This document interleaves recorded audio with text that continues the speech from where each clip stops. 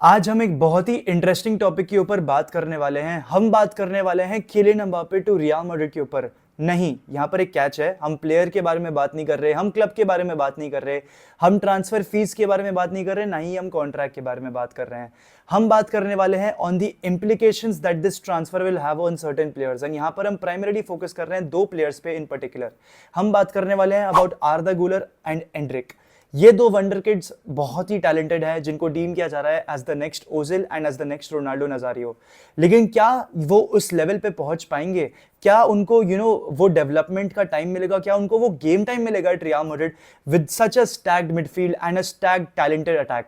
क्या इनको वो चांसेस मिलेंगे? उसके बारे में इन डिटेल बात करने वाले हैं। अगर आप इस चैनल पे नए हैं तो प्लीज इस चैनल को सब्सक्राइब कर देना, इस वीडियो को लाइक करना एंड इस वीडियो को एंड तक जरूर देखना भाई, बिकॉज आपको बहुत ही मजा आने वाला है। एंड भाई अगर तुम एक रेगुलर वॉचर भी हो तो भी तुम लाइक तो कर ही दो, ठीक है? और कमेंट करना कि तुम्हारे क्या थॉट्स हैं इस टॉपिक पे। लेकिन शुरू करते हैं आज का वीडियो। सबसे पहले बात करते हैं, देखो सबसे पहले तो एक बहुत ही बड़ी चीज है जो तुम्हें समझने की सख्त जरूरत है।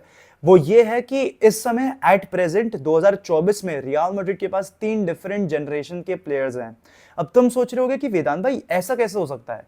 2010 से लेके 2020 तक के प्लेयर हैं आपके पास, जो कि थोड़े से एज्ड और एक्सपीरियंस्ड वेटरन्स हैं आपकी टीम के। फिर 2020 से लेके 2030 तक के प्लेयर्स हैं आपके पास, जो कि अपने प्राइम में एंटर करेंगे, ठीक है? और करंटली भी बहुत अच्छा खेल रहे हैं, जिनको शायद से अब एक पोजीशन मिल चुकी है टीम में। और अब आपके पास एक आ रही और यंगर नई जनरेशन है, जो कि 2030 से लेके 2040 के बीच में फ्लरिश करने वाली है। खैर 2040 2030 किसी ने देखा ही नहीं है, तो उसके बारे में बात नहीं कर सकते, लेकिन हमारे पास प्राइमरीली ये 3 जनरेशन के प्लेयर्स हैं। यहां पर अब हम बात करने वाले हैं मिडफील्ड के बारे में। क्या सिचुएशन बनने वाली है समर में, कौन बाहर जाएगा, कौन अंदर आएगा, वो सब चीजों के बारे में इन डिटेल बात करेंगे। अगली समर विंडो में, यानी कि कमिंग सीजन की समर विंडो में, रियल मैड्रिड किलियन एम्बापे और एंड्रिक को भी लाने वाली है। मिडफील्ड आपकी ऑलरेडी स्टैक्ड है, अटैक आपका बहुत ही टैलेंटेड है एंड वहां पर पोजीशंस बहुत लिमिटेड है, लेकिन प्लेयर्स बहुत ही टैलेंटेड है, तो वो भी एक तरीके से स्टैक्ड है। क्या करेगी रियल मैड्रिड विद आर्दा गुलर? कार्लो एंचेलोटी ने अपने रीसेंट इंटरव्यू में ये बहुत ही क्लियरली कहा था कि आर्दा गुलर को इस समय पेशेंट होने की बहुत सख्त जरूरत है, क्योंकि अगर वो पेशेंट नहीं होगा ना, उसकी डेवलपमेंट में बहुत इश्यूज आ सकती हैं, बहुत प्रॉब्लम आ सकती हैं। लेकिन एट द सेम टाइम उसी इंटरव्यू में कार्लो एंचेलोटी ने एक तरीके की हिपोक्रेसी दिखा दी। हिपोक्रेसी की भी सीमा होती है। कैसे दिखाई वो मैं तुम्हें बताता हूं। पहले तो कार्लो एंचेलोटी ने यह बोल दिया कि आर्दा गुलर को गेम टाइम मिलेगा, ठीक है? He has to be patient. और उन्होंने ये भी हाईलाइट करा कि उनको नेक्स्ट सीजन गेम टाइम मिलेगा। आर्दा गुलर को अगर गेम टाइम मिलता भी है तो वो ये सीजन नहीं, अगले सीजन मिलेगा। ये कार्लो एंचेलोटी ने कंफर्म करा है एक पोस्ट मैच प्रेस कॉन्फ्रेंस में। अब चौंकाने वाली बात तो यह है कि इस समय आपने दिस सीजन आर्दा गुलर को सिर्फ 90 मिनट्स ऑफ फुटबॉल दिए हैं, और नहीं एक पूरा गेम भी नहीं, डिफरेंट डिफरेंट गेम में 10-15 मिनट ऑफ फुटबॉल दिए हैं आर्दा गुलर को। अब ये बहुत ही कम टाइम है, कंसिडरिंग कि first half of the season से भी ज्यादा टाइम गुजर चुका है। एंड भले आर्दा गुलर को सीजन के स्टार्ट में इंजरीज थी, लेकिन वो सब हील होकर, रिकवर होकर नवंबर में आर्दा गुलर was fully fit and fine. तो इसके बाद तो आपको आर्दा गुलर को मौके देने चाहिए थे, बिकॉज आर्दा गुलर को साइन ही इस बेसिस पे किया गया, कन्विंस ही इस बेसिस पे किया गया कि आपके लिए प्रॉपर प्लेयर डेवलपमेंट की हम एक स्ट्रेटेजी बना रहे हैं, एक प्रॉपर प्रोजेक्ट बना रहे हैं अराउंड यू, विद यू, तो आप प्लीज हमें ज्वाइन करें। ये बोलकर आर्दा गुलर को ल्योर किया गया था to Santiago Bernabeu. And clearly अब तक वो एक्सपेक्टेशंस जो हमारी भी हैं as fans from this player, from this talented technical player, वो भी हमें देखने को नहीं मिली हैं। अब क्या हो सकती है इसके पीछे की वजह? सबसे पहले तो ये रियल मैड्रिड का अटैक स्टैक्ड है और दोनों की पोजीशंस, विनीसियस और रोड्रिगो की एस्टैब्लिश्ड पोजीशंस हैं। जूड बेलिंगम एक तरीके से अनटचेबल है, और बाकी के जो 3 पोजीशंस है वहां पर क्रूज, कामाविंगा, चुआमेनी और वेल्वर्डे ऑलरेडी आ चुके हैं और उन्होंने अपने आप को एस्टैब्लिश कर दिया है। तो अगर आर्दा गुलर को कहीं ना कहीं अपना रोल बनाना भी पड़ेगा ना, probably he will have to switch his position. And the best part is Carlo Ancelotti ये कह रहे हैं कि यार उसकी तो मैंने पोजीशन अगले साल गारंटी कर रखी है, उसको मैंने गेम टाइम अगले साल प्रॉमिस कर रखा है। He has to be patient. अच्छा ठीक है, आप उसको ये कह रहे हो, आप गारंटी दे रहे हो कि मैं गेम टाइम दूंगा तुझे अगले सीजन, लेकिन तुम किसको हटाने वाले हो? तुम टोनी क्रूज को टीम से नहीं हटा रहे हो, तुम डानी सेबायोस को नहीं हटाने वाले हो, और बाकी जो 4-5 जो स्टार्टर्स है हमारी टीम में मिडफील्ड में, यंगर प्लेयर्स, उनको तो हटाओगे ही नहीं। उल्टा आप और प्लेयर्स को लेकर आ रहे हो। Probably you will see the exit of Luka Modric, लेकिन अपार्ट फ्रॉम दैट आप मुझे बता दो कि कैसे आर्दा गुलर को गेम टाइम मिलेगा। अगर आप अगले सीजन 4-2-3-1 खेलते हो या फिर एक 4-4-2 डायमंड भी खेलते हो, तभी भी आपके पास players like Jude Bellingham, Federico Valverde, Rodrigo, Brahim Diaz already available है। तो क्या आर्दा गुलर इन चारों प्लेयर्स के ऊपर स्टार्ट करने वाला है? बिल्कुल भी नहीं। बिकॉज उसके पास ना ही उतना एक्सपीरियंस है और ना ही उतनी फिजिकलिटी है to beat all these players. तो the best option in this scenario is a loan deal, जो कि मेरे को एक बहुत ही लाइकेबल ऑप्शन दिख रहा है फॉर आर्दा गुलर। देयर आर सर्टेन क्लब्स जो कि आर्दा गुलर को लेने के लिए रेडी होगी on a loan deal, and I think जिस तरीके से हमने ब्राहीम दियाज को भी लोन पे भेजा था टू एसी मिलान, वही सिमिलर सिनेरियो हमें आर्दा गुलर के लिए रिपीट करना पड़ेगा। बिकॉज इस समय टीम में बिल्कुल भी जगह नहीं है टू अकोमोडेट आर्दा गुलर, but at the same time player का डेवलपमेंट होना, प्लेयर की प्रोफाइल इंप्रोवाइजेशन होना, ये सारी चीजें बहुत ही इंपॉर्टेंट है।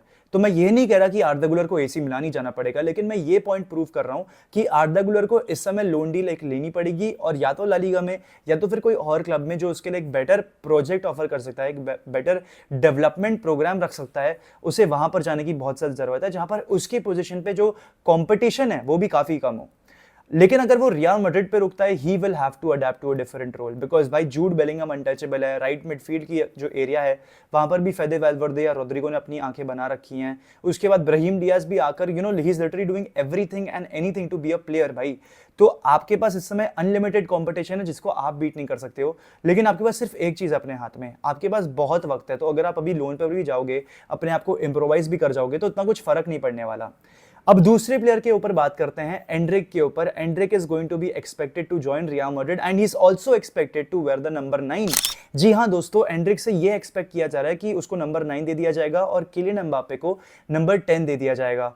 अब अगर एंड्रिक को कायदे से नंबर 9 दिया जा रहा है, इसका मतलब सिर्फ एक हो सकता है, आपको एंड्रिक को रेगुलर गेम टाइम देना पड़ेगा, वो आपकी फर्स्ट टीम में खेलेगा और उसको even as a backup striker बहुत मिनट्स देने पड़ेंगे। बट इसमें थोड़ी सी यहां पर अड़चन आ जाती है, थोड़ी सी यहां पर प्रॉब्लम आ जाती है। आपको शायद से किसी एक प्लेयर का टाइम थोड़ा सा कम करना पड़ेगा, एंड जो प्लेयर्स ऑलरेडी स्टार्ट कर रहे हैं वो स्टार प्लेयर्स हैं। Vinicius Junior best left winger है in the world, Kylian Mbappe best striker है या फिर बेस्ट प्लेयर है इन द वर्ल्ड, स्ट्राइकर तो नहीं, बेस्ट प्लेयर है इन द वर्ल्ड। तो आप इन प्लेयर्स का गेम टाइम कैसे रिड्यूस कर सकते हो और कैसे एंड्रिक को अकोमोडेट कर सकते हो, that is going to be an interesting story, because आपके पास यहाँ पर अगेन बहुत डेप्थ है।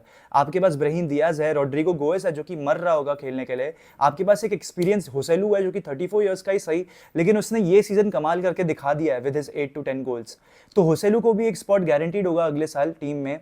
अब देखने वाली बात ये होगी कि एंड्रिक के साथ क्या किया जाता है। अभी मुझे तो पर्सनली लगता है कि एंड्रिक का भी गेम टाइम ऑफकोर्स हैम्पर होगा, बिकॉज कहीं ना कहीं हम एक्सपेक्ट कर रहे थे जब किलियन एम्बापे का ट्रांसफर कहीं ना कहीं अप्रूव नहीं हुआ था, जब किलियन एम्बापे की अनाउंसमेंट नहीं थी, तब हम यही एक्सपेक्ट कर रहे थे कि हमें एक फ्रंट थ्री देखने को मिलेगा और Vinicius Junior, Endrick and Rodrygo. लेकिन वो सपने अभी तो साकार नहीं हो सकते, शायद से फ्यूचर में हो जाए, हमें एक proper front three Brazilian trio देखने को मिलेगा। अब यहां पर एक क्वेश्चन यहां पर यह भी आ जाता है कि इस समय बार्सिलोना में एक प्लेयर है जो कि एंड्रिक का कॉम्पेट्रियट भी है, लेकिन एट द सेम टाइम उसका सबसे बड़ा कॉम्पिटिशन भी, वो है विक्टर रोके। उसने बार्सिलोना ज्वाइन कर लिया है and he is having a good start. I am not saying a great start, but as a youngster Victor Roque का स्टार्ट जेन्युइनली काफी अच्छा रहा है, ठीक है। एंड अगर एंड्रिक को जगह बनानी है अपनी स्क्वाड में 2026 में वर्ल्ड कप में या फिर कोपा अमेरिका में भी, Endrick will have to get regular game time, otherwise वो ऑलरेडी विनिशियस और रोड्रिगो के स्पॉट्स तो फ्रंट थ्री में आ चुके हैं, एंड स्ट्राइकर का स्पॉट एंड्रिक को नहीं विक्टर रोके को चले जाएगा। तो वहां पर Endrick will have to lose a spot there. And इतनी मेहनत जो वो पाल्मेरास में कर रहा है, प्रॉपर अपनी बॉडी को बिल्ड करना एट द एज ऑफ 17-18, अपनी muscular relaxation, proper Cristiano mentality develop कर रहा है बंदा, प्रॉपर अच्छे से अपनी डाइट फॉलो कर रहा है, जो भी उसकी मॉमी बोल रही है उसको, वो उसको फॉलो कर रहा है, ठीक है। तो भाई एंड्रिक को भी डिजर्व होता है कि उसको रेगुलर गेम टाइम मिले, and again it is not promised at Real Madrid because of the players we have, but it is a good problem to have. But at the same time यहां पर यह भी problem आ जाती है that too many dishes spoil the plate. तो कहीं ना कहीं कार्लो एंचेलोटी को, फ्लोरेंटिनो पेरेस को प्रॉपरली प्लान करना पड़ेगा, बिकॉज कोई भी ये सोच नहीं रहा था कि किलियन एम्बापे की डील बहुत सिंपली हो जाएगी, बहुत ईजिली कंप्लीट हो जाएगी। लोगों को लग रहा था कि वो एक टफ प्रोसीजर होगा। अब यहाँ पर थोड़े से गेम प्लान्स आपके हैम्पर हो गए हैं, जहां पर एंड्रिक का आप सोच रहे थे कि उसको रेगुलर गेम टाइम मिलेगा, बिकॉज देखिए विनिशियस और रोड्रिगो को भी, जब विनिशियस और रोड्रिगो बनना था ना, जब उनको नंबर 7 और नंबर 11 बनना था ना, उसमें भी बहुत वक्त लगा। उनको प्रॉपरली डेवलप किया गया है रियल मैड्रिड में, ठीक है, प्रॉपर गेम टाइम देके, प्रॉपर एवरी गेम 90 मिनट्स दिया है, तब जाके वो स्टार प्लेयर्स बने हैं। एंड वो भी इसलिए हो पाया क्योंकि Eden Hazard was absolutely pathetic, Gareth Bale injury prone था, मार्को असेंसियो इतना कुछ कर नहीं पा रहा था, he barely had the legs, and Lucas Vazquez wasn't a great option at all. तो विनिशियस और रोड्रिगो के लिए बहुत इजी हो गया टू बीट दीज प्लेयर्स। लेकिन अब बहुत बहुत ज़्यादा कंपटीशन होने वाली है भाई, बहुत ही ज़्यादा कंपटीशन होने वाली है। एंड इंटरेस्टिंग तो ये भी होगा कि कार्लो एंचेलोटी किस फॉर्मेशन को अपनाते हैं, बिकॉज इतने सारे प्लेयर्स को यूटिलाइज करना एक मुश्किल टास्क बिल्कुल होने वाली है।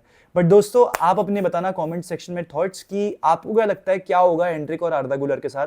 विद दिस दोस्तों, I'd like to end the video. If you're watching till the end, hala Madrid, ina namas, hasta el final, vamos Real.